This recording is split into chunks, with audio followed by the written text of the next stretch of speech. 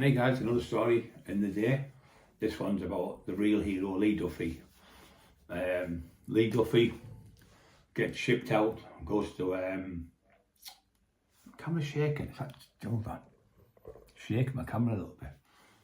So he goes to Armley, gets shipped out. He'd had a fight in Liverpool. The screws got him all, rushed him, got him in the block, put him down there and shipped him to Wakefield. Shipped him to Armley. So he's in Armley, and this is where he knew the stories about Sykes as well, because he knew about him being a nonce in there, raping kids and stuff. It was all over in that jail. But anyway, he gets in there, it's a daytime. I think it was about 10 o'clock or something. I got there. They get him to Armley, goes in. They get him in this pad, put him in the pad. He walks in the pad. I was all right. The young lad. He's like, yeah. He says, "Oh, are you Lee?" He said, "Are you from Borough?" And the lad said, "Yeah." He said, "I know you, Lee." He started talking and chatting. He said, "Have you got any tack?" And he went, "No." Tack in them days means cannabis. "You got any tack?" And he went, "No." He said, "Yeah, knock us one up." He said, "I haven't got no rollies or no tobacco." I went, "Yeah, get that done." Anyway, they're there. He's smoking a bit of a joint anyway. These two black lads come to the door, Rasta lads, Rasta hair, big lads. Where's the fucking money at you?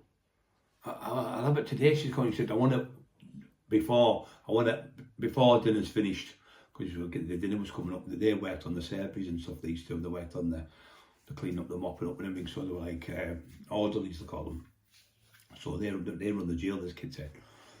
So he said, I want the money when as soon as your door's open. So he said, as soon as I see you in the line, the gravy line, they call it, and you stand when you go for your food.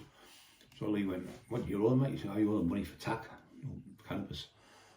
He said, "But our lass is coming today, she's going to pay it. She's definitely coming." And I spoke to her on the phone this morning. He said, "She's coming today." So anyway, Lee said, "Okay then." So anyway, the bell went. Dinner, boom, doors open, screws, you clean them up, you open your doors. Dinner, they go around opening the doors.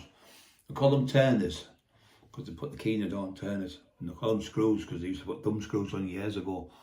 That's where the sayings come from. So anyway, the screws are coming around, opening the doors. People are standing in the gravy line, which is a queue to us, and waiting for the food. So there's a big queue that way, and then there's a wall there like that on the side of this. He stood around there. So he said, "The kid out then?" "Oh, then," he said, "I'm going to have to wait till last comes get the money." He went, "You can't have no fucking dinner, you've had no since this morning." He went, "No, get out now." So he threatened to come out, and he comes out. He said, "I'm going to just come with me. If they come near you, just stand near me. And just point them out if you see them, just say, just move, whatever code you give them." He'd say, you'd say, "Stand to the left," or whatever, "do this or do that." I'd scratch your eye. Cleverly, very clever, very clever. So for instance, he says, "Scratch your eye," like that. That means it sees two. So anyway, they came coming forward, and he done the thing on his eye. And the next minute, Lee stood there and he went, "You want the money?"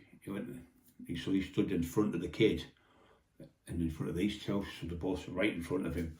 He went, "Leave the kid, leave the lad alone." He said, "He's going to get his business to come up on it. I'll guarantee you my name." He said, "Who the fuck do you think you are?" Anyway, he just went bang, right, uppercut, left hook, or whatever combinations he hit them with, and knocked them both out. So it'd have been probably like somebody knocking Viv Graham and Annie Buick out, or Roy Shaw and Lenny McLean in that same type of stamp. These two lads, where they run like that area where they live, Leeds. Not saying they run the whole of Leeds, but they run the jail part where they were at. So anyway, fucking they knocked them out, and everyone was like, "Fucking hell, you see that?" He just knocked them clean out, but one punch each knocked them out, and they were all talking about Lee in there.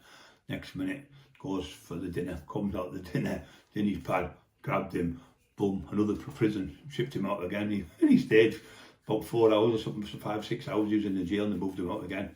Put him down the block first, a couple of days, and then they moved you out. So poor Lee, but he saved that kid as well. Another young lad he saves at the end of the day.